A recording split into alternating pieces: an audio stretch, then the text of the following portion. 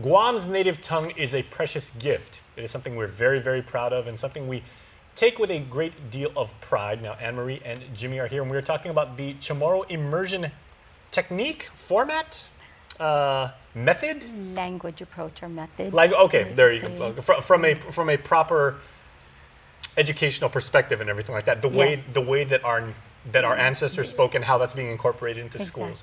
Yeah, so it's been a while since we've seen you, so hello. Hafide. Very nice to see you, Hafide. And Jimmy, Hafide, thanks for joining me.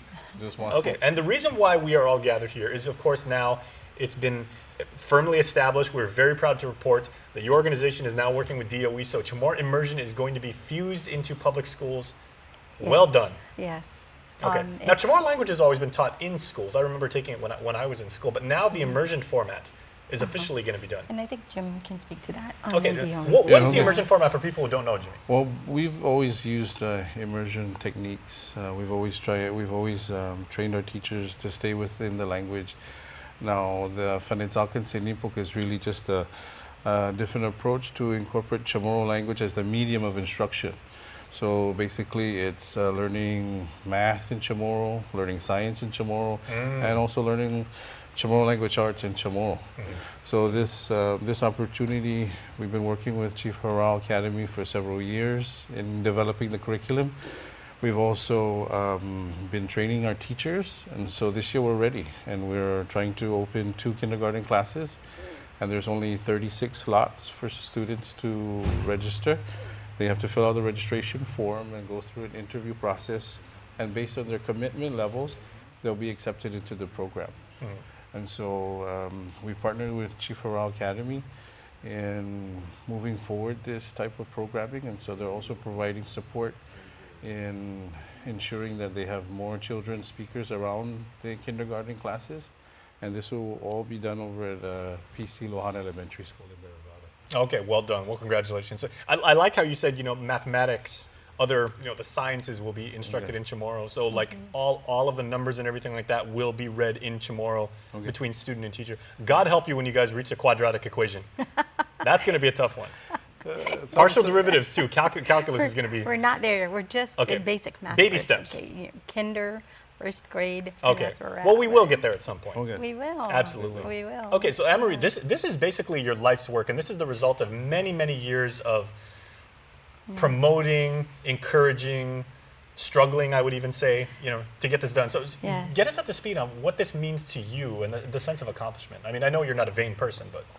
Well, it's really, it's very gratifying, the work and the fruits from all the years. You don't plan to harvest things. You just don't know when the harvest will be, but with honest hard work, I see now that the work and the hardship and the struggle to get here has not been in vain, because in the end, hard work just pays off, and the fruits are in the fluent speakers that, we've produced today, and in the trust and the work that we've done now, or we're doing now with GDOE in the last few years.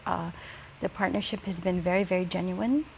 I have to say it's a move that our people have been waiting for, to unify in order for the greater good, to get to achieve the greater good. And so that is right now, I think we sit, and well, Jimmy and I, because Jimmy's done this work for many years. There's many who have done this work for many years, but more of just seeing where it's at right now, to stand as a SINA now to Hural. Really, I'm just a SINA advisor at this point. My daughter is taking over Chief Hural Academy because, as you know, I'm the president of the Department of Chamorro Affairs. We're very happy to have you in that capacity. Support we have with the governor and the lieutenant governor's platform on, establishing immersion schools, and so it's come to fruition. That we really, in this partnership, even with Superintendent John Hernandez, we're all on the same page, and that's the most wonderful thing. I'm loving the agricultural analogy that you've been using, and you said, you don't really know when to harvest, but I'm sure you would agree that when it's time to pick, it's time to pick. Yes. When it is the right time, But you just work and you work, right? And you never know how much you're gonna harvest or how much it's gonna be, but you just know that hard work in the end, you'll harvest something. And you and I both right? know you've been doing this farming for quite a while. Yes, I Okay. have. So again, because I'm the son of two educators, right? So from a classical pedagogical standpoint, like from educational structure, how does the immersion format differ from, like when I took Spanish when I was in the 8th grade, right? They teach you, they taught us numbers, alphabet, phonetics, Yes. and everything like that. Immersion, I would say, is a little bit more to what people are used to right now with like the Rosetta Stone approach. Is that in any way Yeah, accurate? but I think immersion is a little bit more than just You can grasp language it easier. approach, but also when you couple that with culture, right? It's an identity. We're creating identity, not just teaching a language. Very true. And that's the difference. Is when you couple teaching language with self-identity, which our children are lacking today because of Western influences and a lot of things that we don't typically practice anymore. We're losing a lot of our traditions.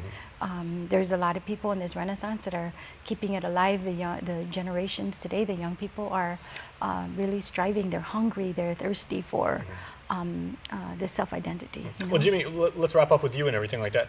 How is this format being embraced by young students when they're not just, like Anne-Marie said, they're not just learning vocabulary and numbers, they're actually learning sentence structure and, and they're learning how to dialogue? Well, just to use my daughter as an example, she's 3 years old and she's part of the NENI Academy, which is also a full immersion program.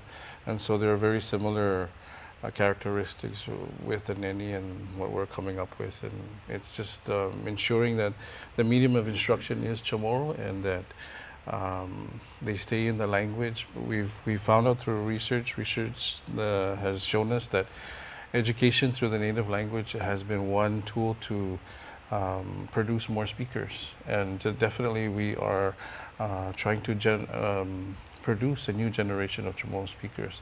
Our administrator Rufino Mendiola has been very supportive and has been trailblazing through this process as well. And so I just want to recognize her for all her hard work and the superintendent's support. Our deputy superintendent, Joe Sanchez, has been very supportive in all of our works to produce this first ever kindergarten. He is very much in favor of that. I've known Joe since UOG and everything like that. Well, and we must say, Sijus Masi to the both of you for your very hard work. Anne-Marie, this is just the beginning. I know we're not stopping here, so congratulations, though. This is a wonderful achievement for you. Sijus Masi. Sijus Masi. All right, we'll see you soon. And we will see you right after this break.